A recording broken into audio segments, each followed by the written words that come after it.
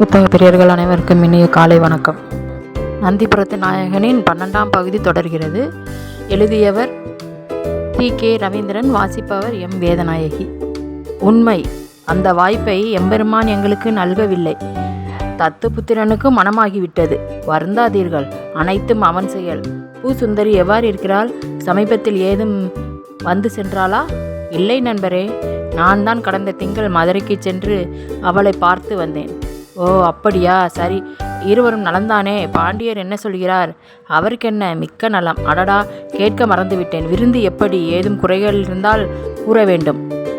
குறையா? அதுவும் தங்கள் உபசரிப்பிலா? நல்ல வேடிக்கை. அற்புதமான விருந்தளித்து அயர வைத்து விட்டீர்கள். அதிலும் அந்த பலாப்பழத்தில் ஒரு பாயாசம் வைத்திருந்தீர்களே, அதன் சுவை அபாரம். அதனால தான் அதை சற்று அதிகம் சுவைத்தேன். மகிழ்ச்சி. சரி, வாருங்கள், உள்ளே சென்று சயன அறையில் சற்று ஓய்வெடுப்போம். ஆம், அதுவும் சரியே. வாருங்கள், நாம் சில செய்திகள் பகர வேண்டியுள்ளது. சாளுக்கிய விக்ரமாதித்யன் கங்கரின் அழைப்பை தொடர்ந்து எழுந்து கொள்ள இருவரும் சயன அறைக்குள் நுழைந்து இரு மஞ்சங்களில் சயனித்தவாறே அந்தரங்கமான அரசியல் சூழல்களை அலசி ஆராய தொடங்கினர். இன்றைய உங்கள் விருந்தோம்பல் உண்மையிலேயே என்னை பெரிதும் கவர்ந்து விட்டது. கங்கம் உபசரிப்பில் மங்கா பெருமை படைத்தது என்பதை நிரூபித்து விட்டீர்கள். சாளுக்கியம் எதில் தாழ்ந்துவிட்டது? சகல கலைக்கும் பிறப்பிடமாயிற்றே, மறக்க முடியுமா எவரும்? மெதுவாக பேசுங்கள், வல்லவர்கள் பதறிவிடப் போகிறார்கள். நாம் இருப்பது தலைக்காடு நண்பரே. இருக்கட்டும், காற்றிற்கும் காதுண்டு என்பார்கள். வார்த்தைகள் மிதந்து செல்லக்கூடும். அதில் என்ன? நகைச்சுவை மிளிர்ந்ததோ தெரியவில்லை. என்றாலும் சிரிப்போம் என தாமும் சிரித்து சூழலை சுவையாக செய்தார் ஸ்ரீபுருஷர். அது சரி. விளைந்தை போருக்கு பின்பு பல்லவம் உங்களிடம் வாலாட்டுவதில்லையே நண்பரே, விடுவேனா? இந்த கங்கன் ஸ்ரீபுருஷன் யார் என்பதை தெரிந்து கொண்ட பிறகு இந்த பக்கம் வாலாட்ட வருவார்களா பல்லவர்கள்? அன்றிருந்த சூழலில் பரமேஸ்வரவர்மனின் மரணத்துடன் போரை நிறுத்தி கொண்டு திரும்ப வேண்டியதாயிற்று. ஒருவேளை நான் தொடர்ந்து படைகளை நடத்தியிருந்தால் பல்லவ தேசமே என் காலடியில் கிடந்திருக்கும். அவர்களின் நல்ல நேரம் நான் தொடர்ந்து படை நடத்தவில்லை, அது உண்மை. ஆனால் அன்று தானும் தங்களுடன் சேர்ந்திருந்தேன் எனில் பரத கண்டத்திலிருந்து பல்லவத்தை நாம் துடைத்திருந்திருக்கலாம். ஆம், அது நடந்திருக்கும். கண்ணு கெட்டாமல் கடுகு போல சிரித்து போன களப்பிரர் போல பல்லவர்களும் பந்தாடப்பட்டு காணாமற் போயிருப்பார்கள். சரியாக சொன்னீர்கள்.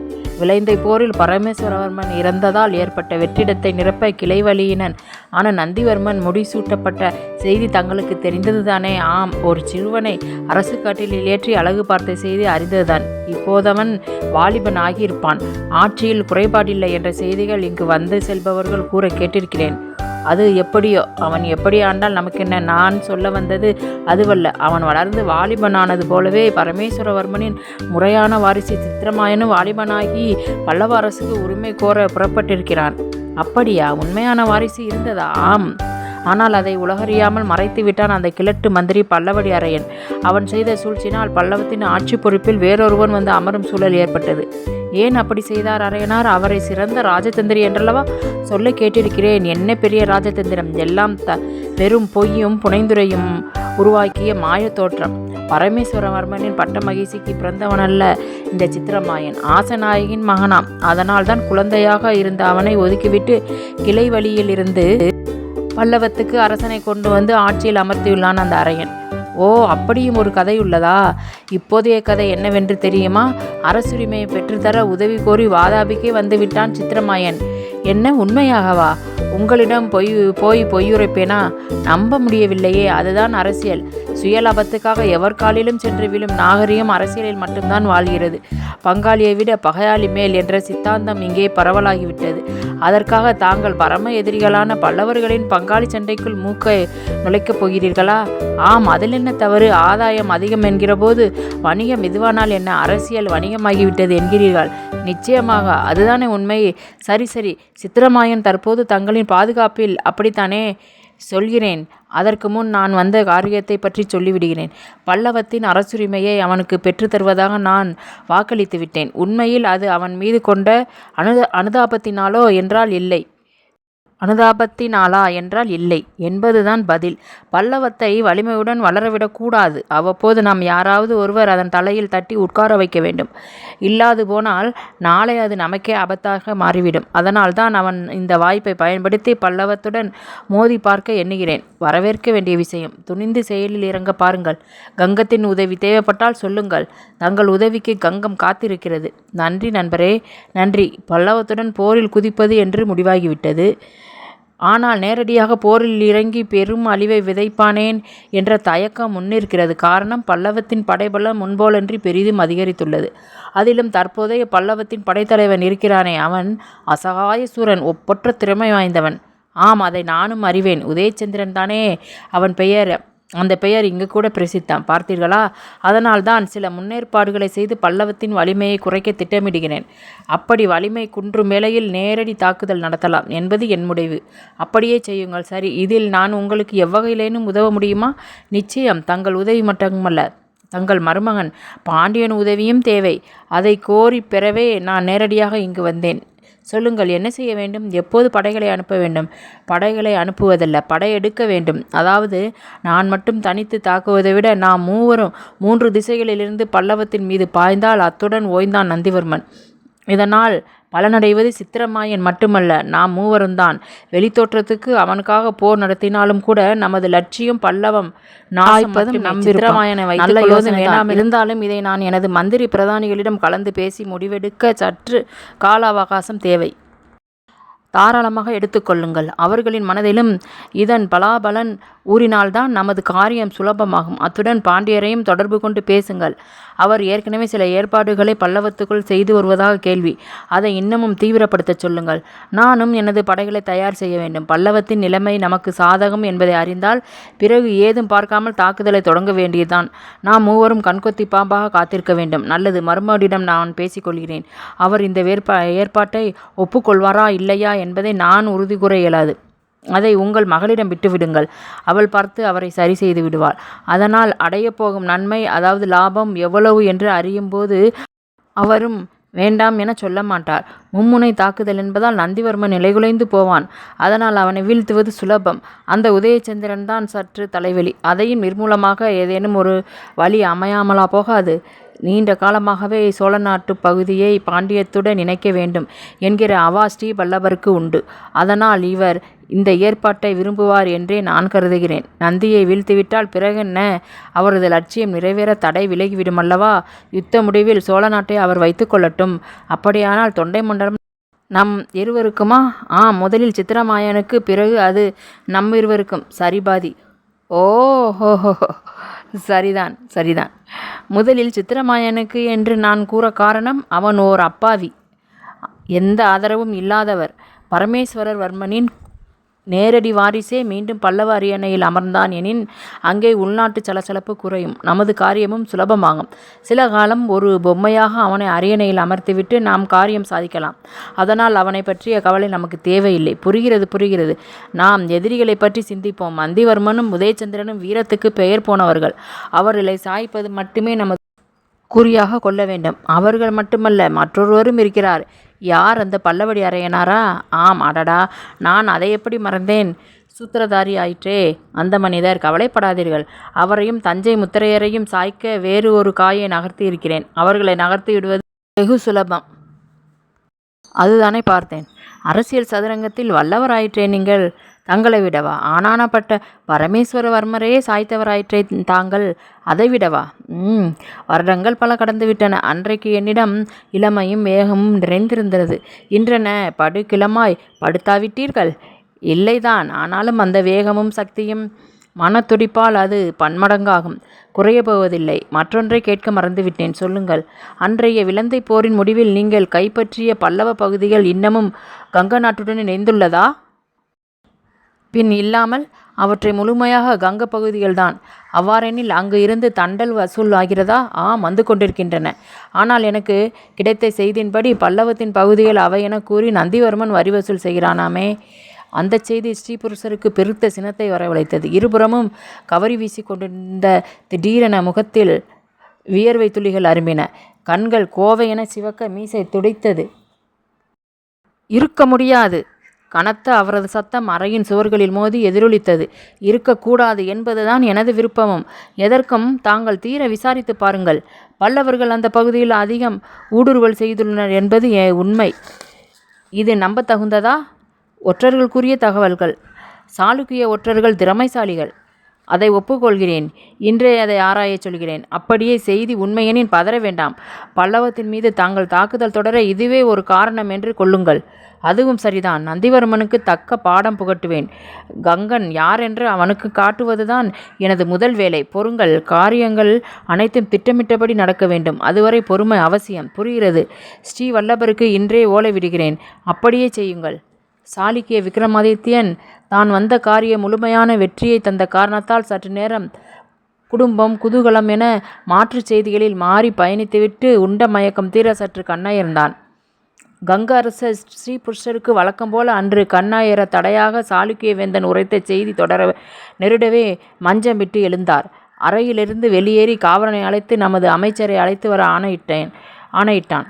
விக்ரமாதித்யன் கூறியது போல் நந்திவர்மனும் அந்த பகுதியில் தண்டல் வசூல் செய்கிறான் எனின் அம்மக்கள் பெருஞ்சுமையல்லவா சுமக்க நேரிடும். அங்கே பல்லவர்கள் ஊடுருவி வசூல் வேட்டையில் இறங்கி இருப்பது தன் காதுகளுக்கு ஏன் இதுவரை வந்து சேரவில்லை? வேற்று நாட்டு ஒற்றர்கள் உளவறிந்து அந்த செய்தி அம்மன்னர் மூலம் தன்னை அடைவது எனின் நமது ஒற்றர்களின் நிலை என்ன? முதலில் ஒற்றறியும் பணிக்கு தகுதியானவர்களை தேர்வு செய்து பணியில் அமர்த்த வேண்டும். போரும் படையெடுப்பும் நீண்ட காலம் நிகழாது போனாலே வீரர்கள் சோம்பேறிகளாகி விடுவார்கள். அவர்களின் உல்லாச வாழ்க்கையும் உடலையும் உள்ளத்தையும் கெடுத்து ஒன்றுக்கும் உதவாதவர்கள் ஆகிவிடும். சேனாதிபதியை வரச்சொல்லி படைவீரர்களை நிறுத்தி ஆய்வு மேற்கொள்ள வேண்டும். சாளுக்கியன் போருக்கான ஆயுதங்களை நிச்சயம் செய்து முடித்திருப்பார். ஆனால் நாம் இனிமேல்தான் அனைத்தையும் ஆயத்தம் செய்ய வேண்டும். இனி துயிலுதல் குறைத்து விழிப்புடன் படைபலம் பெருக்க வேண்டும். அவரது நினைவுகள் மனதை பாடாய்படுத்த பெரும் சிந்தையுடன் உப்பரிகையில் அங்கும் இங்கும் அசைந்து கொடுத்தவர் முன்பு படைவீரன் ஒருவன் வந்து வணங்கி நின்றான். சொல். மந்திரியார் வருகிறாரா? இன்னமும் அரை நாளிகையில் வந்துவிடுவதாக சொன்னார் மன்னவா. சரி, நீ போ. காவலன் அங்கு இருந்து அகன்றதும் கங்கரின் மனதில் மறுபடியும் சிந்தைகள் குதியாட்டம் போடத் தொடங்கின. இனிக்கே பேசி நம்மை படையெடுக்க தூண்டிவிடும் இந்த விக்ரமாதித்யனை எந்த அளவுக்கு நம்புவது? இவன் சொல்வது போல் செய்யும் மாண்பு கொண்டவனா? பல்லவத்தை அழிப்பதற்கு பகடை உருட்டுபவன். நாளை கங்கத்தை கண்டு கொள்ளாமல் இருந்துவிட்டால் இன்று நட்புடன் நம்ப வைத்து நாளை கழுத்தறுக்க துணிய மாட்டான் என்று என்ன நிச்சயம்? ஏற்கனவே பல்லவத்தை வென்று விலந்தை போரின் வீரம் நிலைநாட்டியவன் என்கிற அச்சந்தான் முன்னெச்சரிக்கையாக நம்மை நாடி வர தூண்டி இருக்க வேண்டும். அல்லது நம்மீது கொண்ட அக்கறை காரணமாக இருக்காது. நம்மீது இதுவரை பகைமை காட்டியது இல்லை. கடந்த காலங்களிலும் சரி தற்காலத்திலும் சரி சாளுக்கியம் கங்கத்தை சீண்டி பார்த்ததில்லை. அதனால் நம்பிக்கையை இழந்துவிட வேண்டியதில்லை. எதற்கும் வாதாபியில் நமது ஒற்றர்களை உழவ விடுவது அவசியமான ஒன்று. அப்போதுதான் சாளுக்கிய சைனியத்தின் பலமும் பலவீனமும் தெரிய வரும். அங்கும் இங்கும் உளவிவாறு சிந்தித்து கொண்டிருந்தவர் சற்று அயற்சியுடன் அதிலிருந்து ஆசனம் ஒன்றில் அமர்ந்து நிதானமாக மூச்சை இழுத்துவிட்டு கொண்டார். விருந்தில் சற்று அதிகமாக உணவை சுவைத்ததன் பலனோ என்னவோ நெஞ்செரிச்சல் அனுபவப்பட்டது. யாரெங்கே? அழைப்பு குரலை செவிமடுத்ததும் காவலன் ஒருவன் பணிந்து நிற்க, பானகம் எடுத்து வரச்சொல். அவன் விடை பெற்றதும் ஓரிரு நொடிகளில் குவளையில் பானகமும் குடுவையும் சுமந்து வந்த பணிப்பெண் அதை ஊற்றி தர மடமடவென்று வாயில் ஊற்றி பலமானதும் ஏப்பமிட்டு சற்றே ஆசுவாசமானார் ஸ்ரீபுருஷர். பணிப்பெண் குழுவையும் குவளையையும் எடுத்து அங்கே இருந்து அகன்றது. வாழ்க மன்னவா, வளர்க கங்க தேசம். அவரது மதியமைச்சர் தனது வெண்தாடியை சற்று வருடியவாறு வந்து நின்று வணக்கம் கூறினார். வாருங்கள் அமைச்சரே, வந்து இப்படி அமருங்கள். ஓய்விலிருந்து அழைத்து தொல்லை செய்துவிட்டேனா? இல்லை மன்னவா, தங்கள் அழைப்பது அடியவனின் பாக்கியம். அரசாங்க பணியில் இதெல்லாம் இயல்புதானே? எனக்கு தெரியும். தங்களை பொறுத்தவரை கடமைக்கு முன் கண் துஞ்ச மாட்டீர்கள். சாளுக்கிய அரசருடன் பேசுகையில் ஒரு செய்தி எனது காதில் விழுந்தது. அது எந்த அளவு உண்மை என்பதை தங்களிடம் கலந்து பேசி தெரிந்து கொள்ளலாம் என கருதினேன். அதனால் தான் அழைத்து வரச் சொன்னேன். சாளுக்கிய மன்னர் ஓய்வெடுத்து கொண்டிருக்கிறார். அவர் வந்த விஷயம் மிகவும் முக்கியமானது. அது பற்றி நாம் விரிவாக நாளை பேசி முடிவெடுக்கலாம். அதற்கு முன் நான் தெரிந்து கொள்ள வேண்டிய ஒன்று, விலந்தை போர் வெற்றியில் நாம் வென்ற பகுதிகள் அனைத்தும் தற்போது நமது கட்டுப்பாட்டில் தான் உள்ளதா? அங்கிருந்து திரை வசூல் வருகின்றனவா என்பதுதான். ஆமன்னவா வந்து கொண்டுதான் இருந்தன. ஆனால் கடந்த 2 வருடங்களாக அங்கே வறட்சி நிலவுவதால் வேளாண்மை பொய்த்து விட்டது. மக்கள் பஞ்சம் பிழைக்க சென்றுவிட்டனர். அதனால் அங்கே நமது படை முகாம் தேவையற்று இருந்ததால் வேறு பணிகளுக்கு அனுப்பப்பட்டுள்ளது. அடடா, தவறு செய்து விட்டீர்கள் அமைச்சரே. அங்கே நந்திவர்மன் தனது தலையை நுழைத்துள்ளான். உடனடியாக நமது வீரர்களை அனுப்பி நிலைமையை ஆராய ஆணையிடுங்கள். பல்லவர்கள் அப்பகுதியை ஆக்கிரமிப்பு செய்துள்ளனரா என்று எனக்கு தெரிய வேண்டும். உத்தரவு இதோ உடனடியாக ஆவணம் செய்கிறேன். அமைச்சர் எழுந்து அகல ஸ்ரீபுருஷர் பெருமூச்சு விட்டார். பாகூர் கலைக்கூடம் கலகலப்பாகி கொண்டு வந்தது. பரத கண்டத்தில் அனைத்து பகுதிகளிலிருந்து மாணவர்கள் வந்து தங்கி படிக்கும் நிலைமை உருவாகியிருந்ததால் அவர்கள் தங்குவதற்கான விடுதிகள் கட்டும் பணி மும்முரமாகி கொண்டிருந்தன. பல தேசங்களிலிருந்து வந்தவர்கள் என்பதால் அவரவர் பழக்க வழக்கங்களுக்கு ஏற்ப உணவுகளை தயார் செய்வதிலும் கவனம் செலுத்தப்பட்டன. புதிய மாணவர்கள் வரிசையில் காசி பல்கலையில் இருந்து அனுப்பப்பட்ட 2 அந்தண மாணவர்களும் இணைந்திருந்தனர். உச்சியில் சரிந்து தொங்கும் குடுமையும் பூணூலும் பஞ்சக கச்சமும் அவர்களை அந்தணர்கள் என்பதை எவரும் அறியுமன்னம் எடுத்து காட்டின. ஏற்கனவே இருந்த ஓரிரு அந்தண இளைஞர்களும் இவருடன் நெருங்கி வர தொடங்கினாலும் அவர்களை நெருங்கிவிடாமல் தனித்து தமது பாடங்களை பயிலுவதிலும் கவனம் காட்டினர். சோமாயாஜி தவிர பண்டிதர்கள் 10 பாடம் நடத்தினர். அனைவரது வகுப்புகளுக்கும் வாரம் ஒரு முறை என சோமாயாஜி கலந்து கொள்ளும் வழக்கத்தையும் மேற்கொண்டு ஒழுகினார். சிற்பம், கலை, நாட்டியம், அரசியல், அமைச்சு பணி என பல்வேறு துறைகள் இருந்ததால் கலைக்கூடம் கலகலப்புக்கு பஞ்சமின்றி காணப்பட்டது. அன்று வடமொழி இலக்கிய பாடம் குருதேவர் சோமாயாஜி நடத்துவதால் மாணவர்கள் ஒருமித கூடியிருந்தனர். கலைக்கூடத்தின் புறவெளியில் அமைந்த நடைமொன்றில் அமர்ந்து பாடம் நடத்துவது அவரது வழக்கம். அடர்ந்த புல்வெளியில் மரநிழலில் அமர்ந்து பாடம் கேட்பதும் மாணவர்களுக்கும் சுகந்தரும் நிகழ்வு. சரியான நேரத்தில் பாடம் நடத்துவதை வழக்கமாக கொண்ட குருதேவர் அன்று ஏனோ வந்தபாடில்லை. மாணவர்களின் மத்தியில் நிலவிய அமைதி விடுபட்டு பலரும் பல கதைகள் பேசத் தொடங்கினர். காசி அந்தண மாணவர்களும் தங்களுக்குள் பேசத் தொடங்க இவருடன் சிநேக பாவத்தில் நெருங்கிய அங்க தேசத்து மாணவன் ஒருவன் அவர்களின் பேச்சில் கலந்து கொண்டான். அதுவரை தங்களுக்குள் இரகசியமாக வந்த காரியம் இதுவரை நிறைவேற வாய்ப்பு ஏதும் அமையவில்லை என்று குழம்பி கொண்டிருந்தவர்கள் புதியவன் பேசத் தொடங்கியதும் அவனோடு பொதுவான விஷயங்களை பேசத் தொடங்கினர். உங்கள் இருவர் பெயர்களும் சற்று விசித்திரமாக உள்ளதே, அதென்ன வேதாந்தம் சித்தாந்தம் என பெயர் கொண்டுள்ளீர்கள்?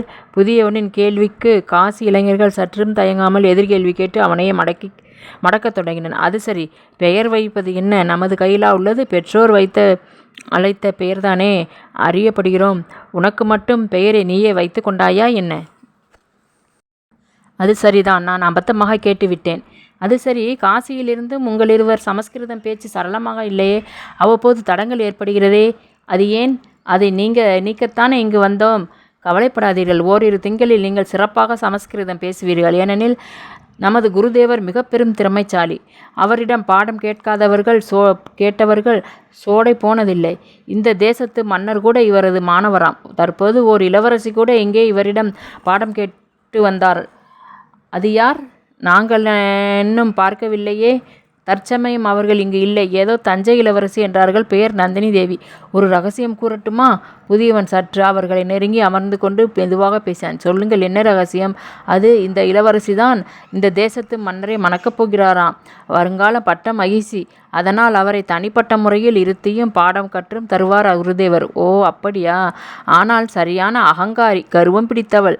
நம்மையெல்லாம் சகமானவர்கள் என்ற நோக்கில் கூட பார்க்க மாட்டாள். ஏதோ அற்ப புழுக்களை பார்ப்பது போல கண்களினால் எள்ளி நகையாடுவாள்.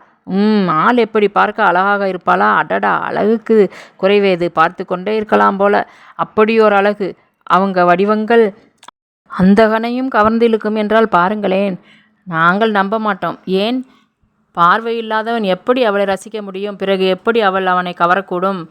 சரியாக சொன்னீர்கள்.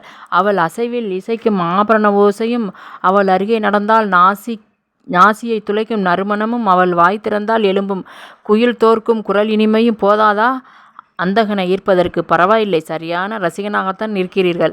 நீங்கள் இருவரும் கூட ரசிகர்களாக மாறும் நாட்கள் வெகு தொலைவில் இல்லை. இன்றோ நாளையோ அவள் வந்துவிடுவாள் என்று பேசிக்கொண்டார்கள். அப்படியா? மகிழ்ச்சி. அது சரி, இன்று ஏன் குருதேவர் இன்னும் வராமல் தாமதம் செய்கிறார்? குருதேவர் ஏதோ ஆலோசனையில் ஈடுபட்டுள்ளாராம். காஞ்சியிலிருந்து முக்கிய விருந்தினர் வந்துள்ளதாக கேள்வி. முக்கிய விருந்தினர் என்றால் மன்னரா? இல்லை, மன்னர் வரமாட்டார். அப்படியே வருவதானாலும் அனைவரும் தெரியவே வருகை புரிவார். இது அந்த அமைச்சராகத்தான் இருக்க வேண்டும். அவர்தான் அவ்வப்போது திடீரென்று வந்து குருதேவருடன் தனிமையில் அமர்ந்து பேசுவார். இருவரும் நீண்டகால நண்பர்களாம். மேலும் அரசியல் தொடர்பும் உண்டாம். அட, என்னமோ பேசிவிட்டு போகிறார்கள்.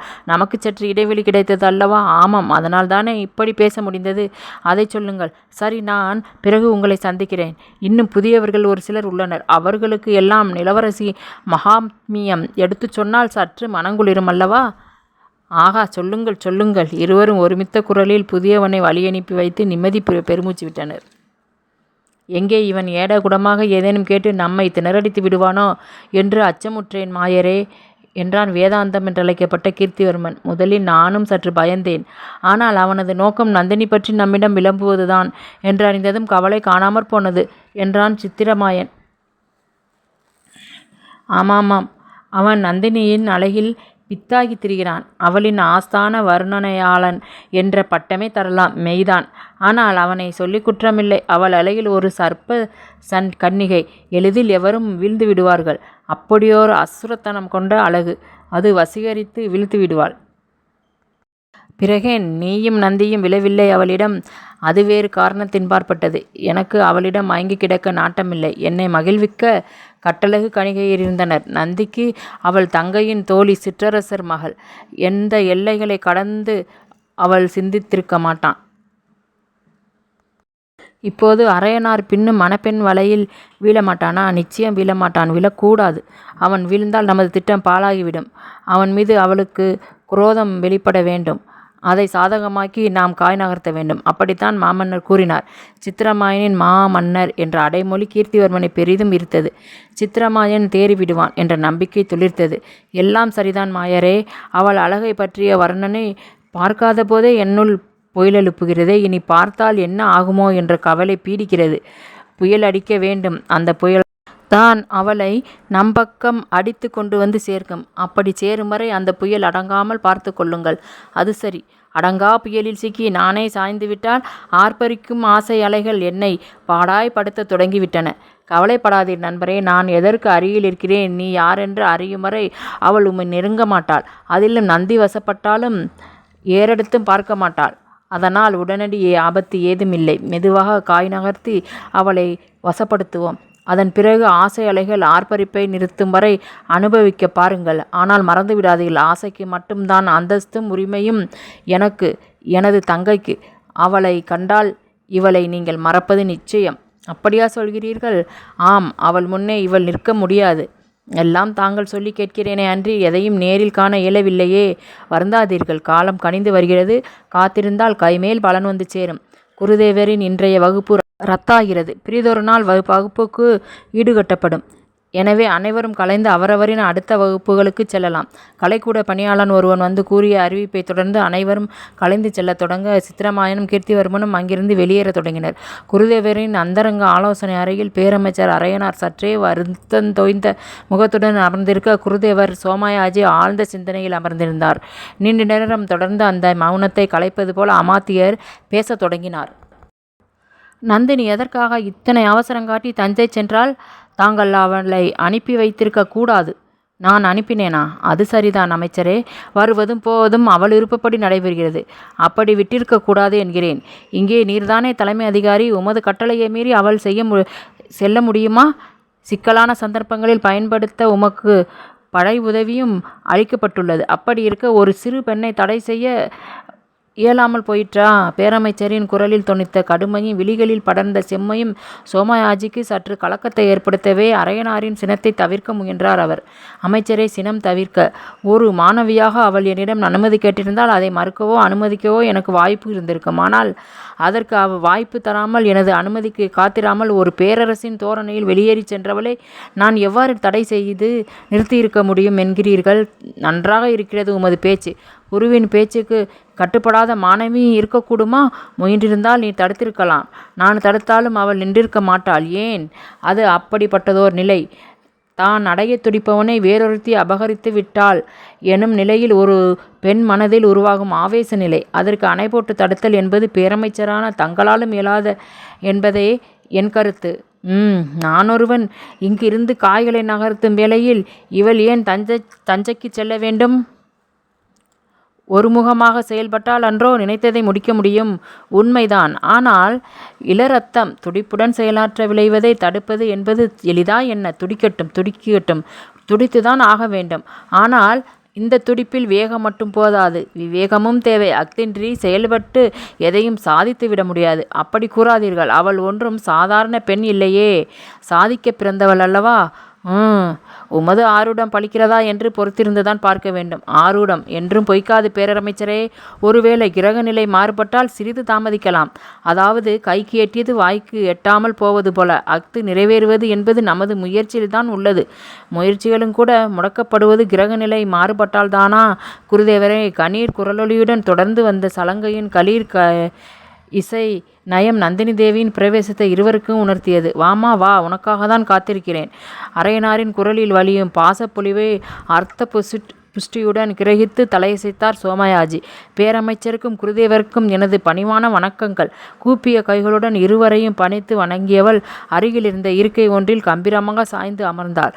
அவள் அமர்ந்த விதமும் தோரணையும் அமைச்சரை பெருமகிழ்வில் ஆழ்த்தியது. ஆகா, இவளல்லவா புவியால பிறந்தவள்!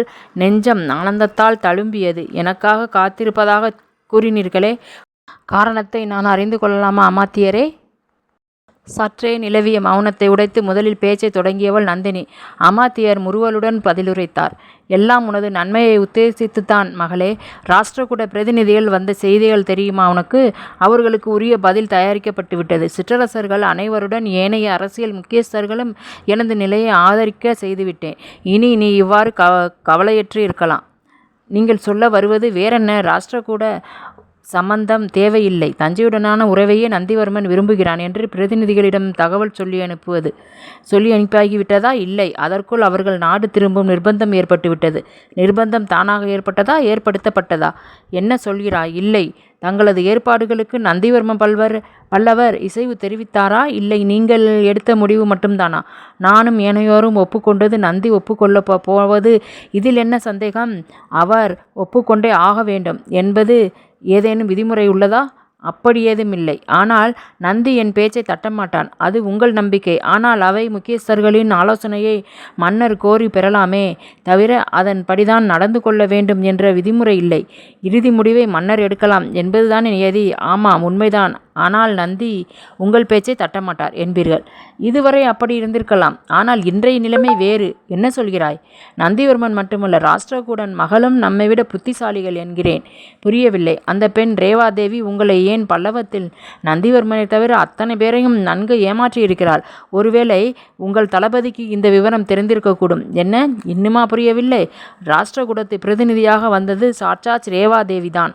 வேடம் புனைந்து அனைவர் கண்ணிலும் மண் தூவி இருக்கிறாள். மெய்யாகவா? முற்றிலும் உண்மை. அது மட்டுமல்ல, அவளுடன் நந்திவர்மரும் இணைந்து மல்லை வரை சென்றுள்ளனர். நீ சொல்வது நம்ப முடியவில்லையா? நானும் கூட தஞ்சைக்கு சென்றதால் இதை அறிய முடிந்தது. நீங்கள் நந்திவர்மரை விசாரித்து பாருங்கள்.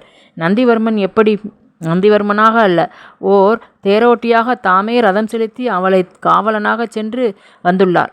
இதுவும் தெரியவில்லையா தங்களுக்கு? பல்லவத்தின் மதியமைச்சர் நிலைமை பரிதாபமாக இருக்கிறது. முதலில் அதை சீரமைக்க பாருங்கள். சற்று கவனக்குறைவாகிவிட்டது. அன்றேல் எனது பார்வைக்கு ஏதும் தப்பாமல் போக சாத்தியமில்லை. ஏதோ நான் சொல்ல வேண்டியதை சொல்லிவிட்டேன். இனி அனைத்தும் தங்கள் சித்தம். கவலை வேண்டாம், அனைத்தையும் சரி செய்து விடலாம். நமது குறிக்கோள் நிறைவேறும் வரை இங்கேயே இருந்து கல்வி பயிற்சியை தொடர்க. நான் கூறிய பின்னர் தஞ்சைக்கு சென்றால் போதும். என்ன? ஆகட்டும். சரி குருதேவரே, நான் மாளிகைக்கு சென்று சற்று ஓய்வெடுத்து கொண்டு வழக்கம்போல் காலையில் வருகிறேன். நல்லது, அப்படியே செய். குருதேவரின் அனுமதி கிடைத்ததும் எழுந்து கொண்டு மறுபடியும் இருவரையும் வணங்கி விடைபெற்று கொண்டாள் நந்தினி. அவள் அகன்று சென்ற பின்பும் தனது சிந்தனையிலிருந்து விடுபடவில்லை அரையனார். நந்திவர்மன் அந்த பெண்ணுடன் மல்லை வரை சென்றதை உதயச்சந்திரன் தன்னிடம் ஏன் மறைத்தான்? அப்படியானால் நந்தியே அவர்களை ராஷ்டிரகூடத்துக்கு அனுப்பி வைத்துவிட்டு ஏது மரியாதவன் போல எனக்கு முகம் காட்டுவதை தவிர்த்து பலபதியை பேசவிட்டு வேடிக்கை காட்டினானா? வந்தவளை அடையாளம் கண்டுகொண்டு மல்லை வரை அவளுடன் சென்று வந்துள்ளான் எனில் நிச்சயம் அவனுக்குள் ஏதோ ஒரு புதிய திட்டம் வகுத்திருக்க வேண்டும். அதை என்னிடம் கூறாமல் கண்ணாமூச்சி ஆட்டம் காட்டுகிறானா? நாட்டு நிலைமைகளை சுட்டிக்காட்டி அதற்கொரு உபாயமாக திருமணத்தை தஞ்சையுடன் மேற்கொள்ளத்தான் நிர்பந்தம் செய்தோம் கூட. நந்திவர்மனின் மனம் ராஷ்டிரகூடத்தை நாடுகிறது எனின் இதனை சரி செய்வது எப்படி? காஞ்சிக்கு சென்று நிலைமைகளை ஆய்ந்து சரி செய்வதாக நந்தினியிடம் கூறினாலும் எப்படி சரி செய்ய போகிறோம் என்கின்ற சிந்தனை மறுபடியும் அலைக்கழித்தது. ராஷ்டிரகூட பிரதிநிதிகளை அச்சமூட்டுவதற்கென்று நான் அனுப்பி வைத்த 4 புரவி வீரர்களின் 2வரை நந்திவர்மர் கொன்றுள்ளார். 2 தப்பிவிட்டனர். நந்தினி தன் பேச்சுக்கு நடுவே கூறிய இந்த விஷயம் மேலும் குழப்பம் தந்தது. இவ்வளவு விஷயம் நடந்தும் நந்தியோ உதயனோ சூசகமாக கூட நம்மிடம் ஏதும் விளக்கவில்லையே. நினைக்க நினைக்க நெஞ்சு கனத்தது. சோமயாஜியிடம் விடைபெற்று கொண்டு தனது மாளிகைக்கு திரும்பும் வழியில் கலைக்கூட மாணவர்கள் கூட்டத்தின் மீது சற்றே கண்களை திருப்பி அவர்களை கிறுகிறுக்கச் செய்தவாறு அங்கம் குலுங்க அசைந்து சென்றாள் நந்தினி தேவி. சற்றே தொலைவிலிருந்து அவள் வருவதை பார்த்த சித்திரமாயன் கீர்த்திவர்மனுக்கு அந்த எழிலோவியத்தின் அசைவை சுட்டிக்காட்ட வைத்த கண் வாங்காமல் பார்த்தவாறு விழி பிதுங்க நின்றான் கீர்த்திவர்மன். தவறில்லை, எவர் கூறிலும் தவறில்லை. இவள் அப்சரஸாகவே தேவ கன்னிகையா என்னால் யூகிக்க முடியவில்லை. இந்த அழகு தேவதையா நந்திவர்மன் ஏற்காமல் பாராமுகமாக கழிகிறான். போதும், இவள் ஒருத்தி போதும். என்னருகில் இவள் இருந்தால் பல்லவத்தை மட்டுமல்ல இந்த பாறையை வென்று இவள் காலடியில் சமர்ப்பிப்பேன். பல்லவ இளவரசி இவளை விட பேரழகி ஆனாலும் பரவாயில்லை, எனக்கு இவள் போதும். என்ன நண்பரே, மயங்கி விட்டீரா? ஆம் மாயரே, இந்த எழிலணங்கு என்னை இப்போதே சாய்த்து விடும் போல் உணர்கிறேன். இவளை அப்படியே தூக்கி புறவில் ஏற்றி வாதாபிக்கு விரையலாமா என நெஞ்சம் தவிக்கிறது. சரி சரி, இயல்பாக இருங்கள். அவள் இவ்வழிதான் வருகிறாள். நான் அவளுக்கு வணக்கம் வைக்கிறேன். தாங்கள் முறுவலை காட்டி வசீகரிக்க பாருங்கள். கூறியது போலவே நந்தினி தனது சேடிகளுடன் நடந்து அவர்கள் நின்றிருந்த பக்கமாகத்தான் வந்தாள். புதிதாக தெரிந்த அந்த 2 அந்தண இளைஞர்களை அவளது கண்கள் சற்றே அளவெடுத்தன. 1-2 முறை நேரில் சந்தித்த சித்திரமாயனை அவளால் இம்முறை அடையாளம் காண முடியவில்லை. அந்த அளவு மாயனின் தோற்றம் மாறியிருந்தது. அவர்களின் அருகே வந்ததும் நின்று நிதானித்து நோட்டமிட்டவரிடம், வாருங்கள், வணக்கம் என்றான் சித்திரமாயன். யார் நீங்கள்? எந்த தேசத்தவர்? கேள்வியில் மிடுக்கு தொனித்தது. தஞ்சை இளவரசியாக அல்ல, பல்லவ பேரரசியே போல உரிமையுடன் கேள்வி பிறந்தது. இவர் வேதாந்தம், நான் சித்தாந்தம். இருவரும் காசி பல்கலை மாணவர்கள். இங்கே சமஸ்கிருத இலக்கியம் கற்க வந்தோம். அதென்ன, காசியிலிருந்து சமஸ்கிருதம் கற்க காஞ்சிக்கு? ஏன், அங்கு வேறு நல்ல கல்விக்கூடங்கள் இல்லையா? இருக்கின்றன. ஆனால் குருதேவர் சோமயாஜியிடம் கற்க வேண்டும் என்பது எங்கள் அவா. அதுதான் வந்தோம். அது சரி, இவர் பேச மாட்டாரா என்ன? வந்தது முதல் பார்க்கிறேன், முறுவல் பூத்த முகத்தோடு நிற்கிறார். வாய் திறந்தால் முத்து உதிருமா என்ன? அப்படி இல்லை, அவருக்கு சமஸ்கிருதம் மட்டும்தான் தெரியும். பாஷை பிரச்சனை, அதனால்தான். ஓ அப்படியா? சமஸ்கிருதத்தில் பேசினாலும் நான் புரிந்து கொள்வேன். அவனை கடைக்கண்ணால் பார்த்தபடி அவள் கூறியதும் சற்றும் தாமதியாமல் கீர்த்திவர்மன் நமஸ்தே என்றான், முறுவலை சற்றும் களையாமல். நந்தினியின் கண்களில் அவன் பூண்ட அந்தணர் வடிவம் ஆழமாக பதிந்தது. அவனது வணக்கத்தை ஏற்றவள் தானும் பதிலுக்கு நமஸ்தே என கூறி நட்பை துளிர வைத்தாள். கட்டுமஸ்தான நந்திவர்மனின் உடலழகை ரசித்தவளுக்கு இந்த அந்தணன் இளைஞனின் கட்டுடலும் கண்ணுக்கு விருந்தாக அமைந்தது. அவனது காந்தம் போன்ற கண்வீச்சில் தான் ஒருவேளை சிக்கக்கூடுமோ என்ற எச்சரிக்கை மணி காதில் ஒலித்தது. சே, அந்தணர்கள் வணக்கத்துக்கு உரியவர்கள். வாழ்க்கையை அவர்களுடன் முடிச்சு போடக்கூடாது. அதிலும் நந்திவர்ம பல்லவன் இவனினும் சிறந்த ஆணழகன். அவனை விடவா இன்னொருத்தன்? மனதுக்குள் அலைபாய்ந்த எண்ணங்களை விரட்டிவிட்டு அவள் புறப்பட எத்தனித்த போது கவனித்தாள். அவனது கண்கள் தனது மேனி முழுவதும் அலைந்து திரிந்து அமுதரசம் பருகுவதை. சீ, அந்தணன் என்ற சற்றே கனிவுடன் நடந்து கொண்டது தவறாகிவிட்டது. அந்தணனோ சத்திரியனோ வர்க்கம் ஆண் வர்க்கம் தானே, புத்தி மாறுமா என்ன என்றவள் சற்றே செருமியவாறு கார்சலங்க இசைக்க அவர்களை கடந்து போனாள். நண்பா, நீ மட்டும் என்னை வற்புறுத்தி ஆலோசனை வழங்காது விட்டிருந்தால் நிச்சயம் ரேவாவை சந்திக்கும் வாய்ப்பை நான் தவற விட்டிருப்பேன். அது மட்டுமல்ல, ஆபத்து வலையிலும் அவர்கள் சிக்க வாய்ப்பு உருவாகியிருக்கும். வழக்கமாக இருவரும் இரவு வேளைகளில் சந்திக்கும் அந்த தனி மாளிகையில் கபாலி தேவர் காவலுக்கு நிற்க கவலையற்று மனம் திறந்து பேசி கொண்டிருந்தனர் நந்திவர்மரும் உதயச்சந்திரன். உதயா, உன்னை எதை சொல்லி பாராட்டுவதென்று எனக்கு புரியவில்லை. இந்த நாடும் அரசுரிமையும் பேரும் புகழும் எனக்கு கிடைத்ததொன்றும் பேரும் பேரல்ல, அதனினும் பெரும்பேறு நீ எனக்கு உற்ற நண்பனாக இந்நாட்டின் தானை தலைவனாக வந்தமைந்ததே ஆகும். உண்மையில் இன்றைக்கு எனது வாழ்வின் வழிகாட்டியாக விளங்குபவன் நீயே. பல்லவ சிங்கம் ரிஷபாலாஞ்சித நந்திவர்ம போத்தரையன் தனது சிறப்புகள் அனைத்தையும் மறந்து ஒரு சாதாரண இளைஞனை போன்று உள்ளம் நெகிழ உதயச்சந்திரன் தன் மார்போடு சேர்த்தனைத்து பாராட்டி கூறிய வார்த்தைகளின் நெகிழ்வில் கண்கள் இரண்டிலும் நீர் சேர்க்க ஆனந்த தவிப்புடன் என்ன சொல்வதென தெரியாமல் சமைந்து நின்றான் உதயச்சந்திரன். உனது ஏற்பாடுகள் அனைத்தும் சிறப்பாகவே நடந்தேறின. ரேவா உன்னை பெரிதும் பாராட்டினாள். தனது நன்றியை தெரிவிக்கவும் கூறினாள். அடியேன் செய்த பாக்கியம். எங்கள் சந்திப்பை பற்றி ஏதும் கேட்கவில்லையே நீ, அது நாகரிகம் அன்றென இருந்துவிட்டேன். இப்போது கூறுங்கள், கேட்கிறேன். உனது திட்டப்படியே செவிட்டு சாரதியாகவே நடித்து தேரை விரைவாக செலுத்தினேன். நமது திட்டப்படி இடைவெளியில் தேரின் பாதையை குறுக்கு சாலையில் திருப்பி நமது வீரமல்லர் மற்றும் ராஷ்டிரகூட பிரதிநிதிகளிடம் இருந்து விலகி தேரை செலுத்தினேன். அதுதான் அவர்களுக்கு ஐயம் உருவாக காரணமாயிற்று. 2 புரவி வீரர்கள் மற்றும் சிறிது தூரம் தேருடன் பயணிக்க நான் அவர்களையும் விலகிச் செல்ல உத்தரவிட்டேன். அது மேலும் பிரச்சனைக்கு காரணமானது. அடடா, பிறகு என்ன ஆயிற்று? என்ன ஆவதா? அந்த வீரர்கள் எங்கே? அவர்களை என்ன செய்தாய் என்று என்னை பிடிபிடியென பிடித்து விட்டாள். தேரை நிறுத்தச் சொல்லி முரண்டு பிடித்து தேர் நின்றதும் கீழே குதித்து இறங்கியவள் என்னை துளைத்து எடுத்தாள். பிறகென்ன? நான் எதற்கும் அசையவில்லை என்று கண்டதும் ஒரு உறைவாளை உருவி எனது மார் மீது வைத்து மிரட்டினாள். அப்போதுதான் எதிர்பாராத அந்த சம்பவம் நிகழ்ந்தது. அந்த வனாந்தர பகுதியிலிருந்து 4 புரவி வீரர்கள் திடீரென பாய்ந்து வந்து எங்களை சூழ்ந்து கொண்டனர். என்ன? ஆம், வந்தவர்கள் என்னை ஒதுக்கிவிட்டு அவளை மட்டும் குறிவைத்து கடத்த முயன்றனர். நீங்கள் தடுக்க முயலவில்லையா? முழுவதையும் கேள். அந்த வீரர்களின் எண்ணம் என்னவென புரிந்ததும் அவள் வெகுண்டு அவர்களுடன் வாட்போரில் இறங்கினாள். நீண்ட நேரம் தாக்குப்பிடித்தாள். எனினும் இறுதியில் அவள் கை ஓய வாள் தவறியது. வீரர்களில் ஒருவன் அவளை பிடித்து குதிரையில் ஏற்ற முயற்சிக்க அவள் தலைப்பாக கீழே விழுந்து அவள் ஆணல்ல என்பது வெட்ட வெளிச்சமானது. அடடா! பிறகுதான் நான் குறுக்கிட்டேன். தேரில் செருகியிருந்த எனது வாளை உருவி அவர்களுடன் போரிட்டு இருவரை மேலுலகம் அனுப்பினேன். ஒருவன் தப்பி ஓட இன்னொருவன் வாள் இழந்து நிராயுதபாணியாக நின்றான். பாவம் என்று அவனை விரட்டிவிட்டு வாளை மறுபடியும் தேரில் செருகி அவளிடமும் ஏறச் சொன்னேன். அதுவரை என்னை பார்த்து அவளது பார்வையில் மாற்றம் நிகழ்ந்திருந்தது. யார் அந்த புரவி வீரர்கள்? எல்லாம் நம்மவர்கள்தான், தஞ்சையைச் சேர்ந்தவர்கள். அவர்கள் போரிட்ட முறையும் உடையும் முக்கியமாக பேசிய தமிழும் அவர்களை காட்டிக் கொடுக்க போதுமானதாக இருந்தது. அப்படியா? தஞ்சைக்கு ஏன் இந்த இழிவுத்தனம்? முத்திரையருக்கு அழிவு மழுங்கிவிட்டதா என்ன? பாவம், அவரை பழிக்காதே. நிச்சயம் இது அவரது பணியாக இருக்க வாய்ப்பில்லை. அவருக்கு தெரியவும் வாய்ப்பில்லை. நீதான் அன்றைக்கு கூறினாயே நந்தினி தனிப்படை உருவாக்கியுள்ளாள் என்று. ஒருவேளை இது அவள் வேலையாக கூட இருக்கலாம். தற்போதைக்கு இதை ஆறப்போடுவோம். நிச்சயம் அவர்களாகவே ஆரம்பிக்கக்கூடும். அப்போது பார்ப்போம். அல்லது அவையில் இதை எடுத்து வைப்போம். அதுவும் சரிதான். சரி, பிறகு இளவரசின் அணுகுமுறை மாறியதா? மாறாமல் தான் பெண் என்ற உண்மை வெளிச்சத்துக்கு வந்ததும் இயற்கையான நாணம் அவளை கவ்வ சற்றே நிலை தடுமாறினாள். அதுவரை என்னை ஒரு சாதாரண தேரோட்டி என்று கருதியவள் என் வாழ்வீச்சை கண்ணுற்றதும் சற்று மரியாதை மேலோங்க பேசாமல் தேரில் ஏறி அமர்ந்து கொண்டாள். பின்பு மல்லை சென்றதும் தேரை நகர வீதிக்குள் செலுத்தாமல் நேராக கடற்கரைக்கு செலுத்தினேன். மாமல்ல சக்கரவர்த்திகளின் அற்புத படைப்பான கோயில்களைக் கண்டு அவள் வியந்து மகிழ்வெய்தினாள். கடல் அலைகள் தாளாட்டும் கவினழகை கண்டு களிப்பெய்தினாள். ஒரு குழந்தை போல குதூகலத்துடன் மல்லை சிற்பங்களில் மயங்கி கிறுகிறுத்தவளின் ரசனைக்கு ஊறு நேராமல் நான் உனது திட்டப்படி அங்கு இருந்து அகன்று மற்றொரு பக்கம் ஒதுங்கினேன். மாறுவிடத்தை முடிந்தவரை கலைத்தேன். ஓ, சுவாரஸ்யம்தான். சொல்லுங்கள். நன்றாக கதை கேட்கிறாய். இதென்ன சாதாரண கதையா? காதல் காவியமாயிற்றே. அதுவும் ஒப்பற்ற தலைவனும் உயரிய தலைவியும் பாத்திரங்கள் என்றால் கேட்க கசக்குமா என்ன? போதும் போதும். காதலை பற்றி பேசவும் கேட்கவும் உனக்கு சொல்லியா தர வேண்டும்? சரி, சொல்வதை கேள். கலையழகில் லயித்து என்னை மறந்து நின்றவளுக்கு தான் தனிமையில் இருப்பது அப்போதுதான் உணர்ந்தவள் போல் சுற்றுமுற்றும் என்னை தேடி இருக்கிறாள். சட்டென அவளை அச்சம் கவ்வியிருக்க வேண்டும். குரல் கொடுத்தவாறே கோயிலை விட்டு வெளியே வந்தாள். கோயிலை சுற்றி பின்புறமாக கடல் அலை வீசும் அந்த அழகிய மணலில் கால்பதிய உயிரோவியமாக நடந்து வந்தவள் சட்டென நின்றாள். உனது திட்டப்படி நான் தூரிகையை கையிலேந்தி கோயிலின் வெளிப்புறச் சுவரில் அவளை வண்ண கலவையாக வடித்து கொண்டிருப்பது அவள் கண்ணில் பட்டிருக்க வேண்டும். மெல்ல மெல்ல நெருங்கி வந்து அந்த ஓவியத்தை கண்ணுற்றாள்.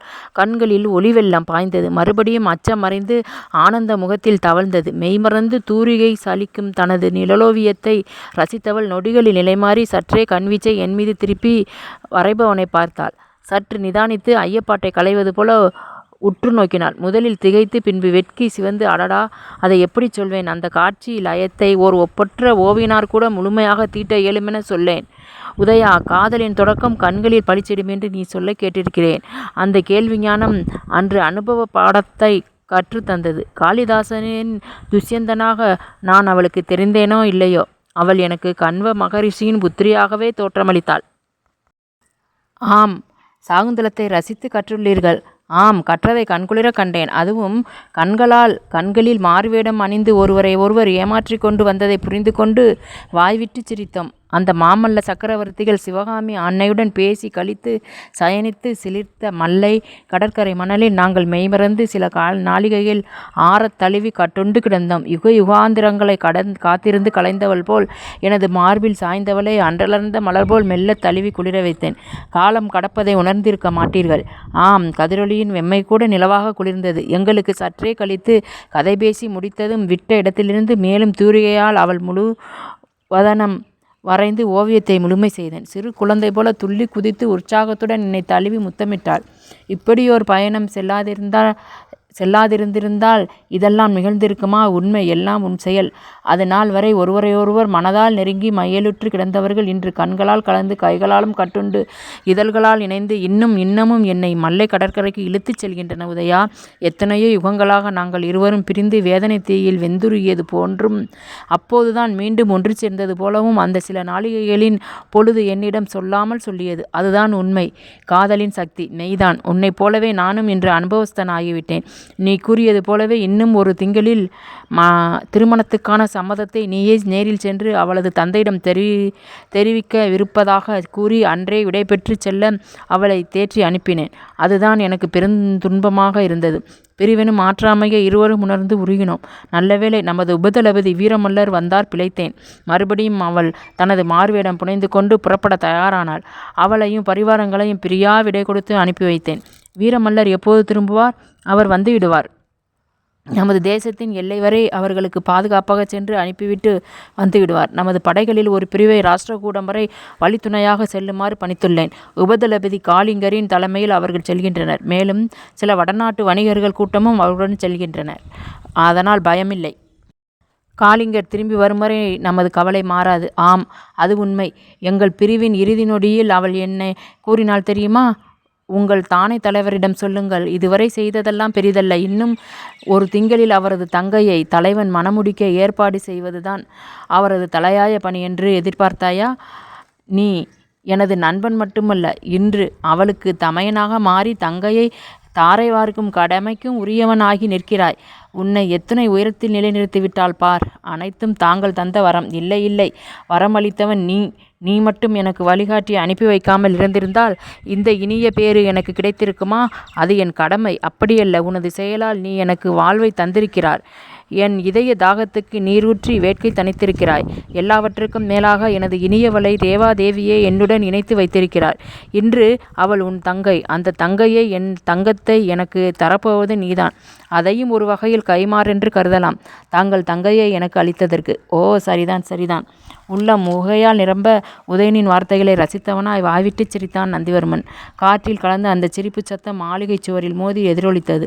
மன்னவனின் மகிழ்வுக்கு ஏற்ப அந்த சிரிப்பொலி பங்கு கொண்ட உதயச்சந்திரன் அடக்கி வாசித்தான். சில நொடிகள் கடந்தன அந்த சிரிப்பலை ஓய்வதற்கு. சற்றே இயல்புக்கு வந்ததும் நந்திவர்மன் கூறினான், அமாத்தியர் காஞ்சியில் இல்லை, கவனித்தாயா? ஆமா, அறிந்து கொண்டேன். பாகூருக்குத்தான் சென்றிருக்கிறார். அப்படி என்னதான் இருக்கிறது பாகூரில்? எல்லாம் நாம் முன்னரே பேசி கொண்டதுதான். பாகூரில் அவருக்கு மல்லை சம்பவத்தின் முழு விவரமும் கிடைத்திருக்கும். முழு விவரமென்றால் நீங்கள் இளவரசிக்கு துணையாக சென்றது, தஞ்சை வீரர்களை பந்தாடியது, ராஷ்டிரகூட தூதுவன் ஆனல்ல பெண் என்பது, அவர்கள் யார் என்பது, இப்படி அனைத்தும். ஓ, அதெப்படி அவ்வளவு உறுதியாக சொல்கிறாய்? எல்லாம் நந்தினி தேவியின் திருவிளையாடல்தான். அவர்கள் தஞ்சையிலிருந்து பாகூருக்கு திரும்பிய விவரம் ஒற்றர்கள் தந்தனர். இவரும் அங்கு இருக்கிறார். பிறகென்ன? இனி என்ன செய்வார் என்று நினைக்கிறாய்? தங்களை நேரில் காண விளைவார். மல்லை சம்பவத்தை தன்னிடம் மறைத்து விட்டதாக கடிந்து கொள்வார். மறுபடியும் திருமண பேச்சை தொடங்குவார். நாம் என்ன செய்வது? என்னை கேட்டால் அவருக்கு இடமளிக்காமல் நாம் முந்திக் கொள்ள வேண்டும். அவர் நம்மிடம் கேட்டு தெரிந்து கொள்வதை தவிர்த்து நாமே இதனை பலரும் அறிய அவையில் வெளிப்படுத்த வேண்டும். உடனடியாக அவையை கூட்ட வேண்டும் என்கிறாய். ஆம், அதுதான் அப்போதைக்கு சரியான வழி. அவர் மீண்டும் தமது வழியில் குறுக்கிடுவதை தடுக்கவும் திசை மாறவும் இந்த ஏற்பாடு சரியாக இருக்கும். நானும் அதைத்தான் நினைத்தேன். அப்படியானால் நீ ஒரு காரியம் செய். அனைத்து சிற்றரசர்கள் மற்றும் மந்திரி பிரதானிகளுக்கு செய்தி அனுப்பிவிடு. நாளை மறுநாள் வேண்டாம். அவர்கள் வருவதற்கு காலதாமதமாகும். அதனால் வரும் வியாழனன்று அவை கூட ஏற்பாடு செய். அனைவருக்கும் செய்தி அனுப்பியதும் அமைச்சரிடமும் கூறிவிடு. தங்களை சந்திக்க விளைவாரே, அது பற்றி கவலை வேண்டாம். நான் 2 நாட்கள் தலைநகரில் இருக்க மாட்டேன். அதிகாலையிலேயே ஸ்ரீரங்கம் செல்லப் போகிறேன். அங்கே அரங்கனை சேவித்துவிட்டு அந்த ரங்கநாதனின் பாத பூஜையில் ஆழ்ந்து இருக்கும் ஆழ்வார் சுவாமிகளையும் சந்தித்து வரப்போகிறேன். திருமங்கை ஆழ்வார் சுவாமிகளை. ஆம், நீண்ட நாள் அவா இது. அன்னாரை சந்தித்து ஆசி பெறவே இந்த பயணம். நல்லது, சென்று வாருங்கள். அனைத்தும் நல்லவிதமாகவே நடக்கும். துணைக்கு படை உதவிகள் வேண்டாம். தேவரை என்னுடன் அழைத்துச் செல்கிறேன். ஓர் அரசன் என்ற மமதையில் அல்ல, அடியவன் என்ற நிலையில் இந்த சந்திப்பு நிகழ வேண்டும். மகிழ்ச்சி. அனைத்தும் நல்லதாகவே நடக்கும். நானும் அதையே நம்புகிறேன். வீரமல்லர் அதற்குள் வந்து விடுவார் என்று பரதகண்டத்தில் விவரங்களை தெரிந்து கொள்ள பல தேச மன்னர்களும் தீவரும் கங்க தேசத்தை மரியாதையுடன் பார்க்க தொடங்கிய நாட்களும் அதன் பின்னர் தான் உருவானதை பற்றி சாளுக்கிய வேந்தர் இன்று வருகை புரிந்திருக்கிறார் எனினும் அதுவும் கூட கங்க அரசின் வலிமையினை ராஷ்டிரகூடத்தின் பக்கபலமும் நமக்கு வாய்த்துவிட்டால் பகைவர்கள் வாளாட்ட தயங்குவார்கள். எல்லாம் தங்கள் விருப்பம் போலவே நடைபெறும். கவலை வேண்டாம். பொழுது விடுவதற்கு முன்னரே புறப்பட தயாராக இருந்த நந்திவர்மருடன் செல்லும் கபாலி தேவரிடம் பாதுகாப்பு பற்றிய எச்சரிக்கை மற்றும் செல்லும் வழி பற்றிய செய்திகளை பேசிய பின்பு மன்னரிடம் விடைபெற்று திரும்புகையில் காஞ்சி நகரமே உறக்கத்தில் ஆழ்ந்து கிடந்தது. வழக்கம்போல் தெருக்கரையில் விளக்கெரிக்கும் பணியில் வீரர்களுடன் எண்ணெய் ஊற்றும் பணியாளர்கள் அங்குமிங்கும் நகர்ந்து செல்வதும், ஆடு மாடுகளின் கழுத்தில் கட்டிய மணியின் அசைவும், கன்றுகளின் தாயை தேடும் குரலும் என சற்று இடைவெளி விட்டு கதம்பமாக காதில் விழுந்த ஓசைகளை தவிர நகரில் வேறெந்த ஓசையும் கேட்க முடியவில்லை. தனது புரவிகளை நிதானமாக நடக்கவிட்டு தெருக்களை கூர்ந்து கவனித்துச் சென்ற உதயச்சந்திரன் ராஜவீதியை அடைந்ததும் புரவியை முடுக்கிவிட்டு மாளிகைக்கு விரைந்தான். மாளிகையை அடைந்ததும் விளக்கை தூண்டிவிட்டு ஓலை நறுக்குகளையும் மெழுத்தாணியையும் கையில் எடுத்தவன் அவசர கூட்டத்துக்கான அழைப்புகளை சிற்றரசர்கள் மற்றும் இதர பிரதானிகளுக்கு என்று தனித்தனியே எழுதி தயாராக்கினான். அனைத்து ஓலைகளையும் எழுதி அரசு முத்திரை பதித்து அந்தந்த பகுதிக்கு செல்லும் ஓலை தாங்கிகளிடம் கொடுத்து அதை அவசரமாக சேர்ப்பிக்க உத்தரவு பிறப்பித்த பின்னர் தான் உதயச்சந்திரன் சற்று அயர்ந்தான். காலையில் சற்று தாமதமாக எழுந்து நீராடி உடைமாற்றி காலை உணவு உட்கொள்ள அமர்ந்தவனின் காதுகளில் அரையனாரின் பாதக்குரடுகளின் ஓசை விழுந்தது. அவரது வரவை எடுத்துரைத்தது. பசுனை ஊற்றி கரைத்த கம்பங்கூழ் சுவைத்து முடித்தவன் அரையனார் அருகே வரவும் வரவேற்றவாறு கேட்டான். அமைச்சரே, அருமையான கம்பங்கூழ் அருந்துகிறீர்களா? பசுனை விட்டு கரைத்து வைத்துள்ளனர். அமுதமாய் இனிக்கிறது. ஒரு கூளை தரட்டுமா? வேண்டாம், நான் காலை உணவை உட்கொண்டு விட்டேன். இனி பிற்பகல் தான் எதையும் உட்கொள்வேன். சரி விடுங்கள், தங்களுக்கு இது கொடுத்து வைக்கவில்லை என்றவன் மீண்டும் ஒரு கூளை வாயில் ஊற்றி சுவைத்துவிட்டு சற்று நீர் பருகி உதடுகளை துடைத்துவிட்டு அரையனார் அமர்ந்திருக்கும் இடத்துக்கு வந்து சேர்ந்தான். சொல்லுங்கள் அமாத்தியரே, இந்த காலை வேளையில் அடியேனை தேடி வரும் அவசியம்? இது காலை பொழுதா? இன்னும் அரை நாளிகை பொழுதில் உச்சி வெயில் வந்துவிடும். இதை போய் காலை என்று கதை சொல்கிறாய்? மன்னிக்க வேண்டும், உறங்கச் செல்ல இரவு நாளிகை ஆகிவிட்டது. அதுதான் சற்று அயர்ந்து விட்டேன். அப்படி என்ன தலையாய பணி? உறக்கத்தையும் தவிர்க்கும் அளவுக்கு? எல்லாம் அரசு பணிதான். தாங்கள் தலைநகரில் இல்லாத காரணத்தால் மன்னர் என் மீது சுமத்திவிட்டார். என்ன உளறுகிறாய்? சிற்றரசர்களும் ஏனைய பிரதானிகளுக்கும் ஓலை விடுக்க மன்னர் கட்டளையிட்டிருந்தார். நான் அவற்றை தயார் செய்து காவலர்களிடம் தந்து அனுப்பி வைத்தேன். என்ன ஓலையா? ஆம் அதியமைச்சரே, வரும் வியாழனன்று அரசர் அவையை கூட்டவிருக்கிறார். இத்துடன் நந்திபுரத்து நாயகனின் 12ஆம் பகுதி நிறைவடைகிறது. அடுத்த பகுதியில் மீண்டும் நந்திவர்மனை காணலாம். இதுவரைக்கும் நீங்கள் சப்ஸ்கிரைப் பண்ணாமல் பார்த்துக்கிட்டு இருந்தீங்கன்னா இப்போ சப்ஸ்கிரைப் பண்ணி வச்சுக்கோங்க.